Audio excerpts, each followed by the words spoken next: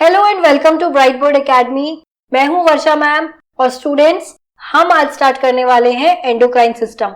Last time हमने nervous system देखा था कंट्रोल एंड कोऑर्डिनेशन चैप्टर में। ठीक है, आज हम शुरू करेंगे एंडोक्राइन सिस्टम।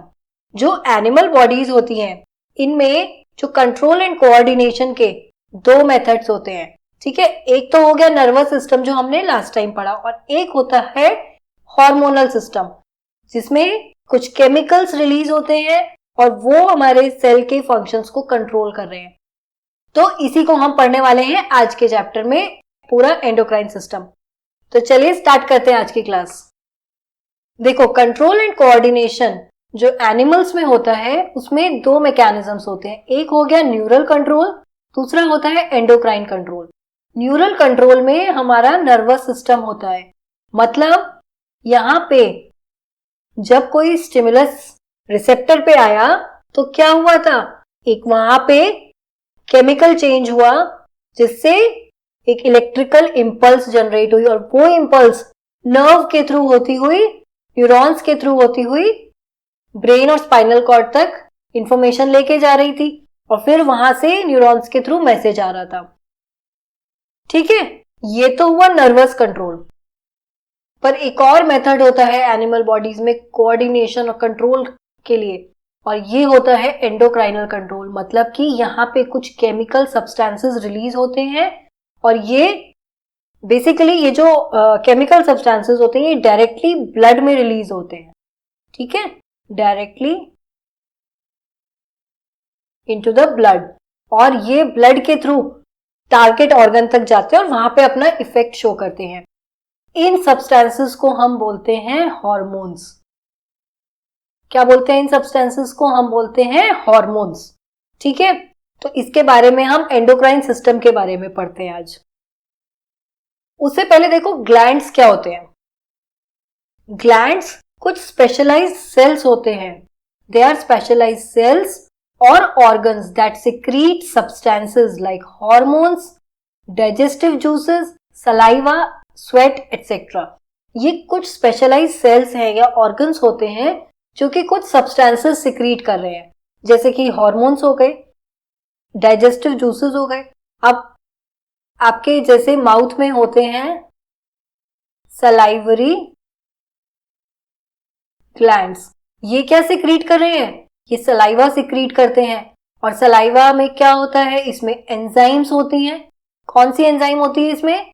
इसमें होती है अमाइलेज, और अमाइलेज स्टार्च को डाइजेस्ट कर रही थी, हमने डाइजेशन वाले टॉपिक में देखा था। तो ये हो गया सलाइवरी ग्लैंड्स। ऐसे ही आपके स्वेट ग्लैंड्स होते हैं, और आपके स्टमक में भी ग्लैंड्स हैं जिनसे डाइजेस्टिव जूसेस रिलीज हो रहे हैं।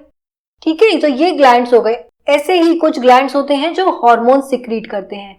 ये हार्मोन्स के बारे में ही हम आज पढ़ेंगे। तो ग्लैंड्स क्या है ना बच्चों, दो टाइप के होते हैं। एक होता है एक्सोक्राइन ग्लैंड्स और एक होते हैं endocrine glands.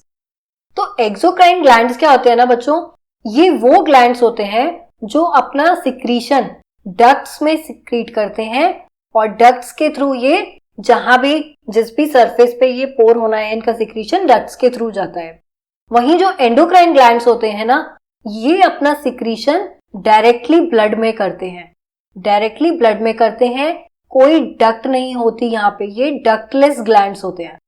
Ductless means there is no duct.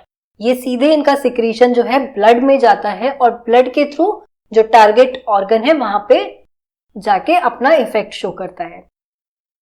C exocrine glands secrete their products into the ducts which carry them to the surface. Right, ये मैंने आपको बताया कि वो सरफेस तक, जैसे सलाइवरी ग्लैंड्स है वो उनकी जो उन ग्लैंड्स में डक्ट्स होती है उसके थ्रू सलाइवा जो है वो हमारे माउथ में अंदर सरफेस पे आ जाता है। ठीक है, इसके एग्जांपल्स हो गए salivary glands, sweat glands, tear glands होते हैं। राइट, नेक्स्ट होता है एंडोक्राइन ग्लैंड्स। ये डक्टलेस ग्लैंड्स होते हैं, यहाँ कोई डक्ट नहीं होती इन ग्लैंड्स में, और इनका सिक्रीशन डायरेक्टली कहाँ होता है? ब्लड में होता है। और इन एंडोक्राइन ग्लैंड्स का जो सिक्रीशन होता है उसे हम क्या बोलते हैं? हार्मोन्स। राइट, तो ये अपने जो सिक्रीशन है यानी कि हार्मोन्स को डायरेक्टली ब्लड में सिक्रीट कर देते हैं। इसके एग्जांपल्स हो गए pituitary gland, thyroid gland, adrenal gland, ठीक है, इनके बारे में अभी हम पढ़ने वाले हैं अब सबके बारे में। पर पहले देखो हार्मोन्स क्या होते हैं। हार्मोन्स ना इन्हीं एंडोक्राइन ग्लैंड्स के सिक्रीटरी प्रोडक्ट्स है। अभी पीछे मैंने बताया ना कि एंडोक्राइन ग्लैंड्स क्या सिक्रीट कर रहे हैं, हार्मोन सिक्रीट कर रहे हैं। तो हार्मोन्स कुछ केमिकल्स होते हैं, कुछ केमिकल सब्सटेंसेस होते हैं जो एंडोक्राइन ग्लैंड से प्रोड्यूस हो रहे हैं, ठीक है। केमिकल सब्सटेंसेस सिंथेसाइज्ड इन एंडोक्राइन ग्लैंड्स, और ये ग्लैंड्स उन सब्सटेंसेस को कहां रिलीज कर रहा है, डायरेक्टली रिलीज कर रहा है ब्लड में, ठीक है। ये केमिकल सब्सटेंसेस डायरेक्टली ब्लड में रिलीज हो जाते हैं और फिर ये जाते हैं टारगेट ऑर्गन्स तक, या कोई भी जो स्पेसिफिक टिश्यू है जहां पे इनका इफेक्ट होना है वहां जाके ये अपना इफेक्ट प्रोड्यूस कर रहे हैं। होता क्या है, इनका काम क्या है, they regulate the existing fundamental bodily processes. जो भी बॉडी में फंक्शंस चल रहे हैं, प्रोसेसेस चल रहे हैं, उनको कंट्रोल करने का, उनको रेगुलेट करने का काम होता है हार्मोन्स का।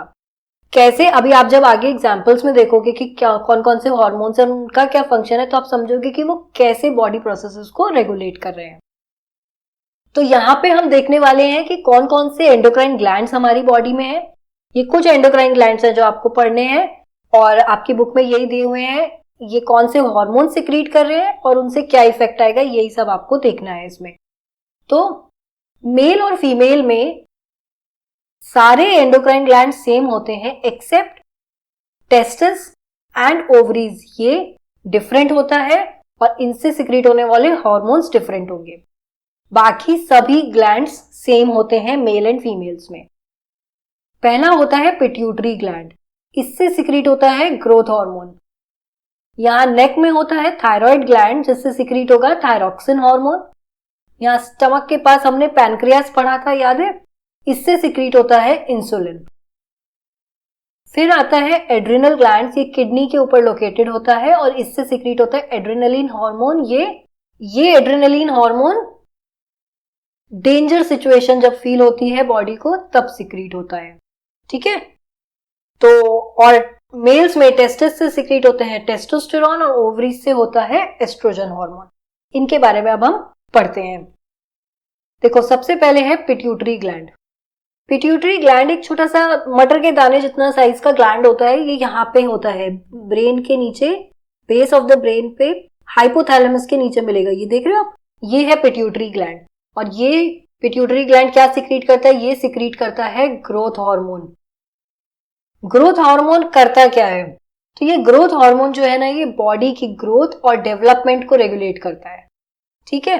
अब होता क्या है, अगर किसी की बॉडी में ग्रोथ हार्मोन ज्यादा बनने लगे, ज्यादा सिंथेसाइज होने लगे, पिट्यूटरी ग्लैंड से ज्यादा ग्रोथ हार्मोन बन रहा है, तो उस केस में क्या होता है, जाइजेंटिज्म होता है। मतलब बॉडी बहुत एक्सेसिवली लंबी हो जाएगी, बहुत मतलब बिल्कुल जाइंट टाइप की बॉडी हो जाती है ना।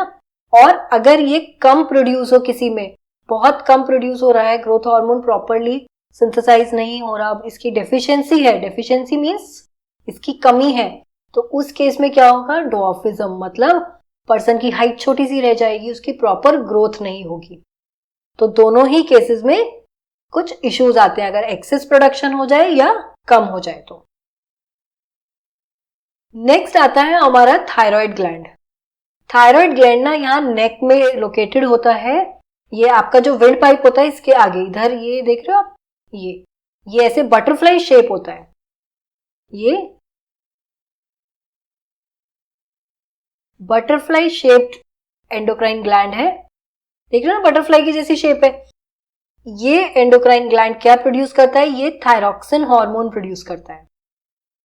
ये थायरॉक्सिन हार्मोन हमारी बॉडी में कार्बोहाइड्रेट, प्रोटीन और फैट के मेटाबॉलिज्म को रेगुलेट कर रहा है। और ये थायरॉक्सिन हार्मोन, पता है इसके लिए क्या न्यूट्रिएंट जरूरी है प्रोडक्शन के लिए, इसके सिंथेसिस के लिए आयोडीन जरूरी होता है। तो आयोडीन की कमी अगर किसी में हो जाए, ठीक है, तो उसमें क्या होगा, थायरॉक्सिन सिंथेसाइज नहीं होगा, उससे थायराइड की कमी हो जाएगी।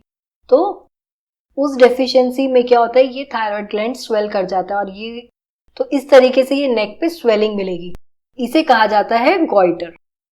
आयोडीन की कमी से जब थायरॉक्सिन हार्मोन सिंथेसिस नहीं होगा, तो थायरॉक्सिन की कमी हो गई, उस केस में कार्बोहाइड्रेट, प्रोटीन और फैट मेटाबॉलिज्म डिस्टर्ब हो जाएगा, होगा। तो यही होता है थायराइड हार्मोन, थायरॉक्सिन हार्मोन का फंक्शन कि वो कार्बोहाइड्रेट, प्रोटीन और फैट मेटाबॉलिज्म को रेगुलेट करता है। नेक्स्ट आता है एड्रिनल ग्लैंड्स। ये हमारी बॉडी में 2 एड्रिनल ग्लैंड्स होते हैं। हर एड्रिनल ग्लैंड एक किडनी के ऊपर होता है। देख रहे हो आप, ये एड्रिनल ग्लैंड्स हैं। ये ऐसे किडनी के ऊपर टॉप पर लोकेटेड होते हैं और ये सिक्रीट करते हैं एड्रेनलिन हार्मोन। एड्रेनलिन हार्मोन हमको कोई भी डेंजर सिचुएशन में प्रिपेयर करने का काम करता है। जैसे कि इससे इफेक्ट क्या आएगा, अगर एड्रेनलिन हार्मोन जब सिक्रीट हो रहा है, कोई भी ऐसी सिचुएशन आ गई कि आपको अपने आप को बचाना है, आपको भागना है, आपको डेंजर फील हो रहा है, उस केस में क्या होगा, आपका हार्ट बीट एकदम तेज हो जाएगी, है ना। इससे क्या होता है, हार्ट बीट फास्ट क्यों होती है, हार्ट बीट फास्ट होने से क्या होगा, जो ब्लड सप्लाई है आपके मसल्स को वो ज्यादा हो जाएगी, होगी। जब हार्ट तेज तेज बीट करेगा तो जल्दी जल्दी ब्लड जो है सप्लाई हो रहा है आपकी मसल्स तक जाएगा। और इसमें क्या होता है, जो डाइजेस्टिव सिस्टम है और स्किन है उसके अराउंड जो आर्टरीज हैं उनकी जो मसल्स होती हैं वो कॉन्ट्रैक्ट कर जाती हैं इसके इफेक्ट से। तो उससे क्या होगा, जो भी ब्लड है वो इन ऑर्गन्स तक तो रिड्यूस हो गया, क्योंकि इनके अराउंड जो आर्टरीज हैं वो क्या हुई हैं, वो उनकी मसल्स कॉन्ट्रैक्ट करी, तो वो क्या हुआ, वहां पे ब्लड कम पहुंच रहा है अब डाइजेस्टिव सिस्टम और स्किन तक, और उससे क्या होगा, जो मैक्सिमम ब्लड है वो डाइवर्ट हो जाएगा स्केलेटल मसल्स तक। क्यों जाना है मसल्स तक, होता क्या है, जब डेंजर सिचुएशन है तो हमारी बॉडी होती है फाइट या फ्लाइट मोड में।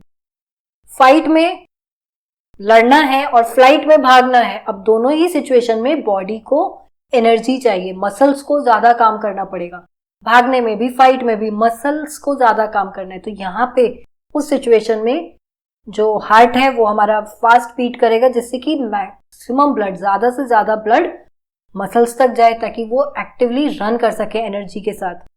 वहीं जो डाइजेस्टिव सिस्टम और स्किन है उसकी मसल्स, जो उसके अराउंड आर्टरीज हैं उनकी मसल्स कॉन्ट्रैक्ट कर जाएंगी, जिससे वहां तो ब्लड कम जाए और जो ब्लड है वो कहाँ डाइवर्ट हो जाए, स्केलेटल मसल्स की तरफ। इसके अलावा जो हमारा डायाफ्राम और रिब मसल्स होती हैं ये भी कॉन्ट्रैक्ट करती हैं, जिससे ब्रीदिंग रेट फास्ट हो जाता है।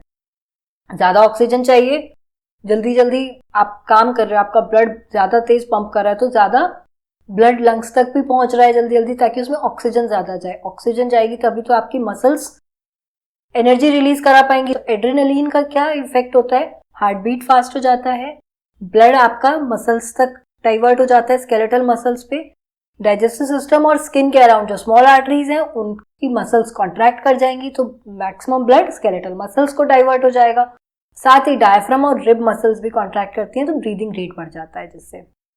ओके, अभी नेक्स्ट है पैनक्रियास। पैनक्रियास जो होता है ना, ये हमने याद है डाइजेस्टिव सिस्टम में देखा था, स्टमक के पास इधर ये, यहाँ देख रहे हो आप, ये ऐसे लीफ शेप, ये होता है पैनक्रियास। पैनक्रियास एक्सोक्राइन ग्लैंड भी होता है और एंडोक्राइन भी। एक्सोक्राइन क्यों बताओ, यहां से कुछ डाइजेस्टिव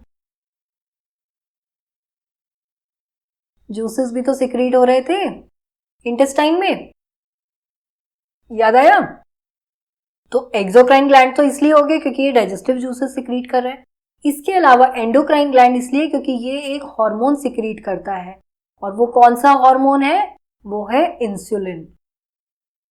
ठीक है, क्या सिक्रीट करता है पैनक्रियास, इंसुलिन सिक्रीट करता है, और ये इंसुलिन हमारी बॉडी में, हमारे ब्लड में शुगर लेवल को रेगुलेट करती है। ठीक है, जैसे आपने सुना होगा ना बड़े लोगों को कि शुगर हो गई है, डायबिटीज हो गया है। शुगर में होना मतलब, डायबिटीज होने का मतलब क्या है कि वहां पर इंसुलिन का प्रोडक्शन कम हो रहा है। तो इंसुलिन कम बन रहा है तो क्या हो रहा है, शुगर लेवल ब्लड में बढ़ रही है, उससे दूसरे डिफरेंट नेगेटिव इम्पैक्ट्स आ रहे हैं। तो इसीलिए उसमें आपने देखा होगा कि इंसुलिन के इंजेक्शन भी लगते हैं। जब बहुत ज्यादा शुगर हाई होती है तो इंसुलिन के इंजेक्शन लगते हैं वहां पे। ऐसे इंसुलिन बॉडी, क्योंकि पैनक्रियास प्रोड्यूस नहीं कर पा रहा है उतना इंसुलिन, तो इसलिए इंसुलिन दिया जाता है फिर, तो वो ब्लड शुगर के लेवल्स को मेंटेन करता है, रेगुलेट करता है इंसुलिन। अब आता है टेस्टिस एंड ओवरीज। जो टेस्टिस होती हैं ये सिक्रीट करती हैं टेस्टोस्टेरॉन मेल्स में, और ओवरीज जो होती हैं ये सिक्रीट करती हैं फीमेल्स में एस्ट्रोजन। टेस्टोस्टेरॉन मेल्स में सेकेंडरी सेक्सुअल कैरेक्टर्स के डेवलपमेंट में हेल्प करता है, जैसे कि प्यूबर्टी के टाइम पे 12 to 14 ईयर्स की एज में बॉयज में वॉइस चेंज होने लगती है, मोटी आवाज हो जाती है, ये होता है टेस्टोस्टेरॉन की वजह से। एस्ट्रोजन हार्मोन फीमेल्स में सेकेंडरी सेक्सुअल कैरेक्टर्स का डेवलपमेंट में हेल्प करता है, जैसे कि प्यूबर्टी के टाइम पे मेंस्ट्रुअल साइकिल रेगुलेट करना, बॉडी को प्रेगनेंसी के लिए प्रिपेयर करना, और जो भी प्यूबर्टी के टाइम पे बॉडी में चेंजेस आ रहे हैं, these are because of oestrogen hormone. अब हार्मोन्स तो सिक्रीट हो रहे हैं, पर इनको एक रेगुलेट करने का एक मैकेनिज्म होना जरूरी है, नहीं तो क्या होगा, या तो ओवर प्रोडक्शन हो जाएगा या फिर अंडर प्रोडक्शन होगा। तो इनका भी रेगुलेशन एक फीडबैक मैकेनिज्म होता है जिससे ये रेगुलेटेड होते हैं। तो जो ग्रोथ हार्मोन जब कम है अगर बॉडी में, तो क्या होगा, हाइपोथैलेमस स्टिमुलेट हो जाता है और ये रिलीज करता है ग्रोथ हार्मोन रिलीजिंग फैक्टर। क्या करेगा, ग्रोथ हार्मोन रिलीजिंग फैक्टर, मतलब वो फैक्टर रिलीज करता है जो कि ग्रोथ हार्मोन को रिलीज करवाएगा। तो वो एक और फैक्टर रिलीज हो रहा है, ग्रोथ हार्मोन रिलीज फैक्टर, ठीक है। ये फैक्टर जाके पिट्यूटरी ग्लैंड को स्टिमुलेट करता है, क्या रिलीज करने के लिए, ग्रोथ हार्मोन। मतलब अगर ग्रोथ हार्मोन कम है तो हाइपोथैलेमस से क्या सिक्रीट हुआ, ग्रोथ हार्मोन